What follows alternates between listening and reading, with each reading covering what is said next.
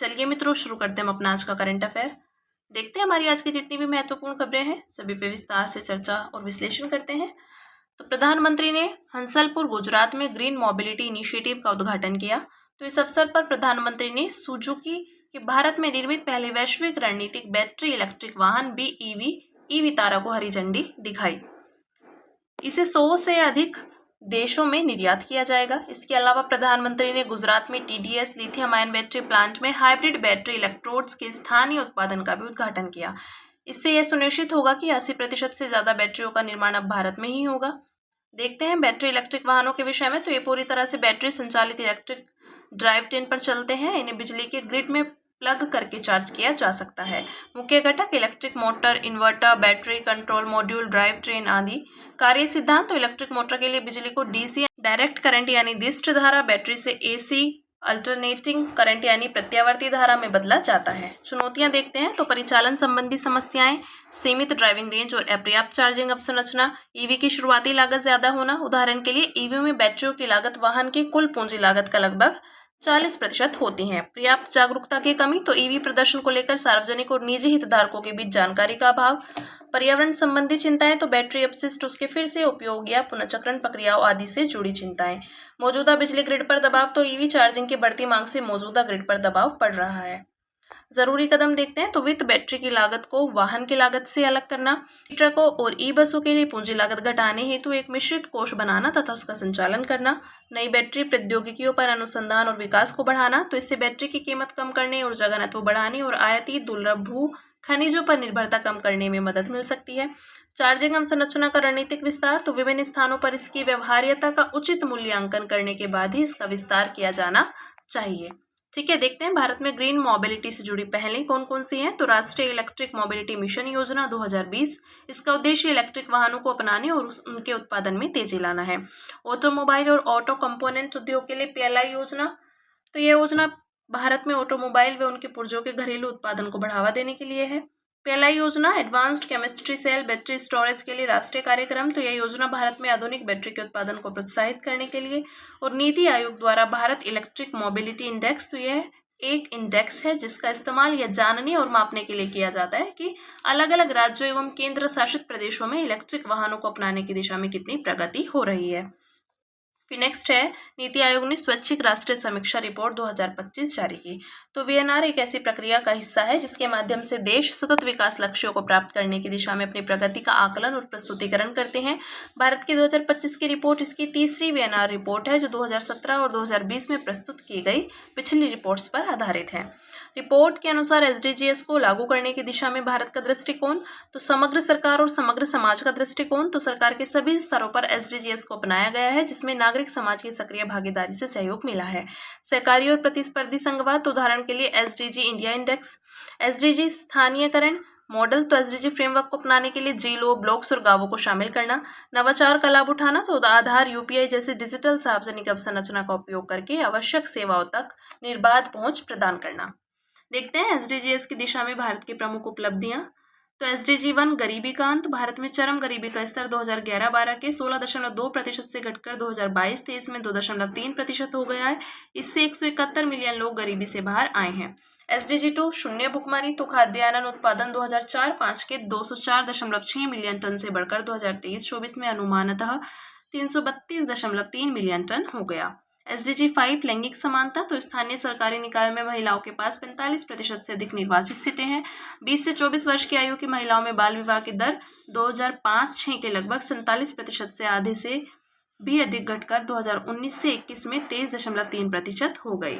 SDG 6 स्वच्छ जल और स्वच्छता, तो जल जीवन मिशन के तहत ग्रामीण परिवारों तक नल से जल की आपूर्ति को 2019 के 17% से बढ़ाकर 80% से अधिक कर दिया गया है। SDG 7 तो किफायती और स्वच्छ ऊर्जा, भारत की स्थापित विद्युत उत्पादन क्षमता में गैर जीवाश्म ईंधन स्रोतों की हिस्सेदारी 47.37% तक पहुंच गई है। और SDG 9 उद्योग, नवाचार और अवसंरचना, तो वैश्विक नवाचार सूचकांक में भारत की रैंकिंग 2020 के 48वें स्थान से सुधरकर 2024 में 39वें हो गई है।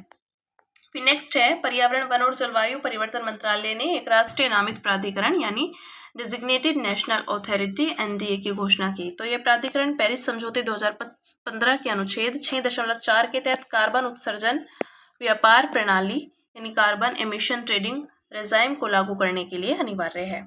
पेरिस समझौते का अनुच्छेद 6, तो इसके अनुसार देश स्वेच्छा से आपस में सहयोग करके अपने अपने जलवायु लक्ष्यों को पूरा कर सकते हैं। इसके तहत अंतर्राष्ट्रीय कार्बन बाजार बनाए गए हैं जहां देश आपस में कार्बन क्रेडिट्स का व्यापार यानी खरीद बिक्री कर सकते हैं।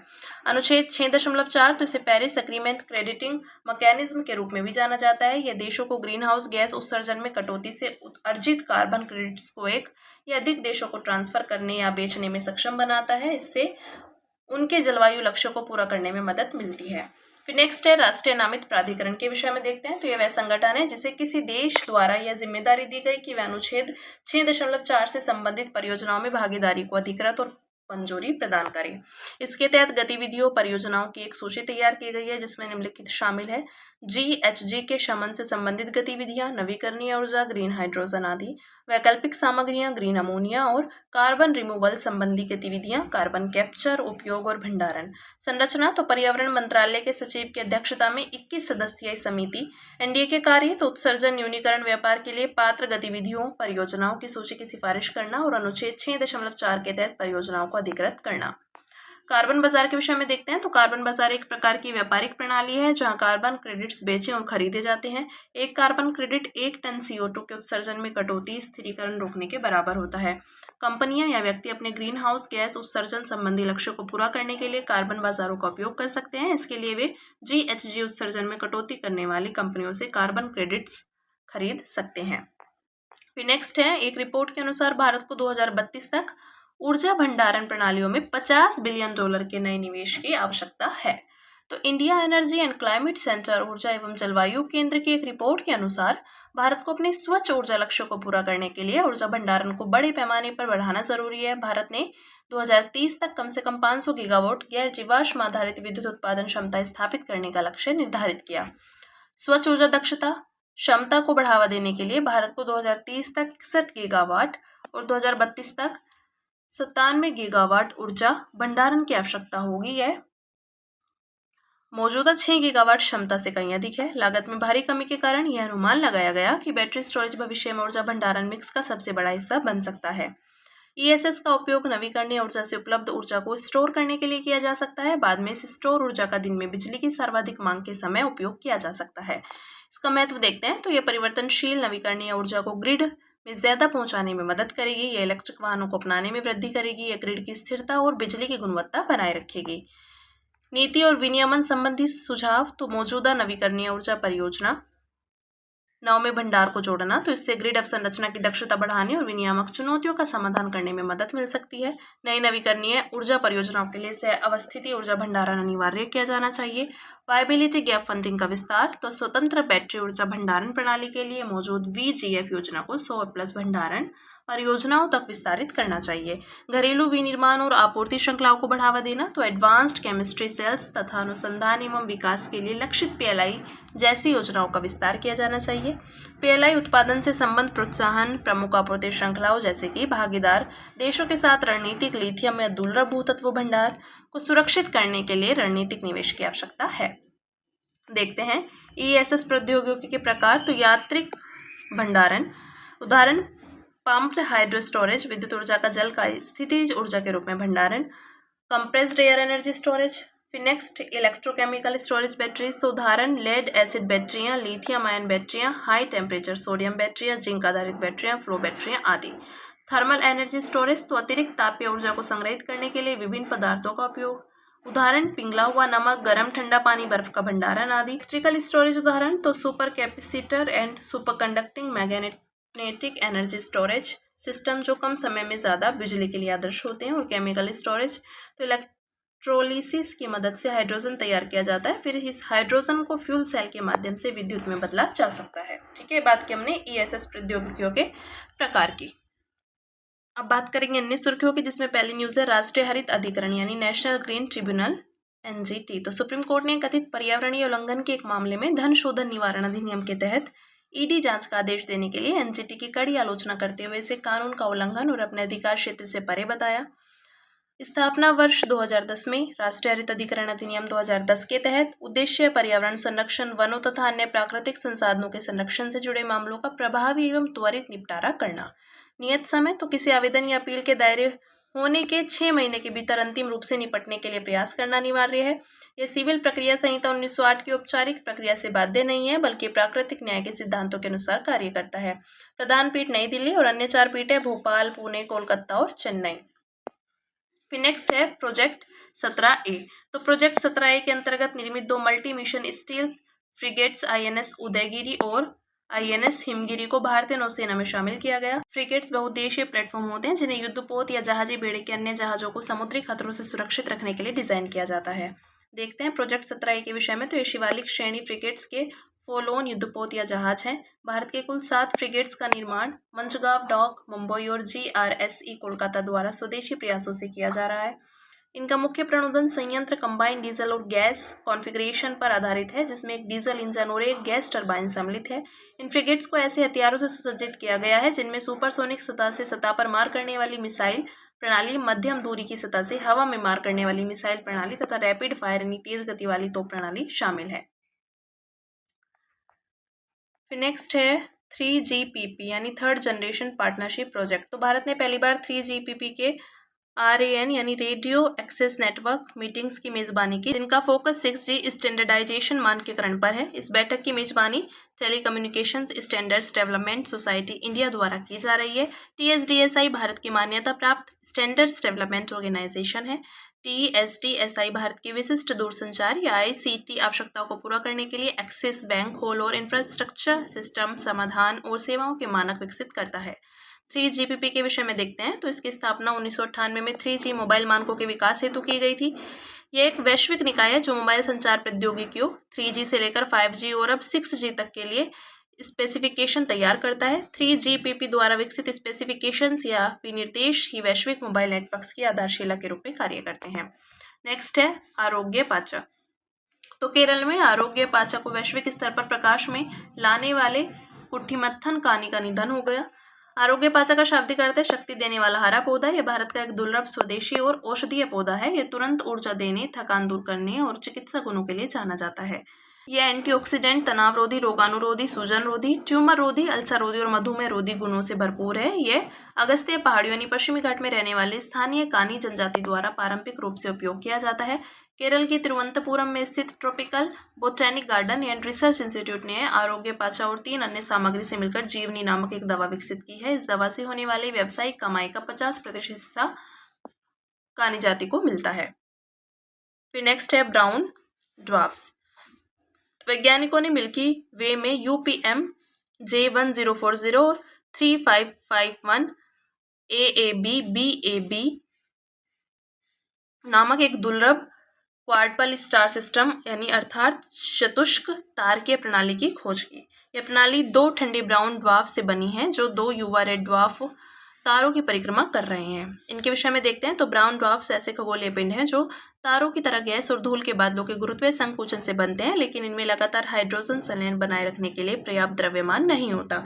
इसी कारण इन्हें अक्सर विफल तारे यानी फेल्ड स्टार्स कहा जाता है। इनका वायुमंडल विशाल गैसीय ग्रहों जैसे बृहस्पति से मिलता जुलता है। ग्रहों और ब्राउन ड्वार्फ्स के बीच मुख्य अंतर उनके द्रव्यमान और ड्यूटेरियम संलयन की क्षमता में है। ब्राउन ड्वार्फ्स ड्यूटेरियम संलयन कर सकते हैं जबकि ग्रह ऐसा नहीं कर पाते। नेक्स्ट है प्रोग्राम सेल रिवाइवल। तो CCMB की वैज्ञानिक टीम ने एक प्रोग्राम जैविक प्रक्रिया का पता लगाया जो कोशिकाओं को लगभग मृत्यु की स्थिति से वापस लौटा सकती है, जिसे प्रोग्राम सेल रिवाइवल नाम दिया गया है। इसके विषय में देखते हैं। आमतौर पर प्रोग्राम सेल डेथ यानी कोशिकाओं की नियंत्रित मृत्यु की प्रक्रिया अपरिवर्तनीय होती है। PCD एक आनुवांशिक रूप से नियंत्रित प्रक्रिया है जिसमें कोशिकाएं खुद को नष्ट कर लेती हैं। इसके उदाहरणों में एपोप्टोसिस, ऑटोफैगी और नेक्रोपोटोसिस शामिल है। CCMB ने एक आनुवांशिक रूप से एनकोड किए गए रिवाइवल कोड की खोज की है जो कोशिकाओं को मृत्यु के करीब पहुंच चुकी अवस्था में से वापस लाने में मदद करता है। इसी प्रक्रिया को प्रोग्राम्ड सेल रिवाइवल कहा गया। संभावित महत्व तो पुनर्योज चिकित्सा। तो ये क्षतिग्रस्त तंत्रिका कोशिकाओं या हृदय की कोशिकाओं को मरने की बजाय जीवित रहने के लिए प्रेरित कर सकती हैं। कैंसर अनुसंधान। तो यहाँ अवांछित सेल रिवाइवल ट्यूमर कोशिकाओं को थेरेपी के प्रति प्रतिरोधी बनाने में मदद कर सकता है। Stem cell biology. तो इस क्षेत्र में भी इसके महत्वपूर्ण उपयोग हो सकते हैं। नेक्स्ट है FIDE विश्व कप। तो अंतर्राष्ट्रीय शतरंज महासंघ FIDE ने घोषणा की कि FIDE विश्व कप 2025 का आयोजन भारत के गोवा में किया जाएगा। ये FIDE द्वारा आयोजित एक प्रमुख शतरंज प्रतियोगिता है। FIDE शतरंज के लिए अंतर्राष्ट्रीय शासी निकाय है। इसकी स्थापना 1924 में पेरिस में एक गैर सरकारी संस्था के रूप में हुई थी। हालांकि अब इसका मुख्यालय स्विट्जरलैंड के लॉजेन में है। इस प्रतियोगिता में शीर्ष 3 स्थान पर रहने वाले खिलाड़ी 2026 के कैंडिडेट्स टूर्नामेंट के लिए क्वालिफाई करेंगे। अंत में बात करेंगे सुर्खियों में रहे स्थल की, जो है ऑस्ट्रेलिया, राजधानी कैनबरा। तो ऑस्ट्रेलिया ने ईरान के साथ अपने राजनयिक संबंध तोड़ दिए हैं। यहूदी विरोधी हमलों को लेकर ईरान के राजदूत को निष्कासित कर दिया। राजनीतिक विशेषताएं इसकी, तो यह एक देश के साथ साथ दुनिया का सबसे छोटा महाद्वीप भी है। यह पूरी तरह से हिंद महासागर और प्रशांत महासागर से घिरा हुआ है। इसकी कोई स्थलीय सीमा नहीं है। इसकी तटरेखा कई प्रमुख समुद्रों और जलदमरू मध्यों से घिरी है। उत्तर में अराफुरा सागर, उत्तर पश्चिम में तिमोर सागर, उत्तर पूर्व में कोरल सागर, दक्षिण पूर्व में तस्मान सागर। बास स्ट्रेट, तो मुख्य भूमि ऑस्ट्रेलिया और तस्मानिया के बीच एक समुद्री चैनल है। ग्रेट ऑस्ट्रेलियन बाइट, तो ऑस्ट्रेलियाई मुख्य भूमि के दक्षिणी तट पर एक बड़ी अर्धचंद्राकार खाड़ी है। भौगोलिक विशेषताओं की बात करें तो उत्तरी भाग में उष्णकटिबंधीय जलवायु, दक्षिण पूर्व और दक्षिण पश्चिम में समशीतोष्ण जलवायु। इसका ज्यादातर हिस्सा शुष्क और अर्धशुष्क मरुस्थल है। प्रमुख नदियां मरे और डार्लिंग। प्रमुख पर्वत श्रृंखला ग्रेट डिवायरिंग रेंज पूर्वी तट पर स्थित है। प्रमुख मरुस्थल हैं ग्रेट विक्टोरिया, गिब्सन और ग्रेट सैंडी।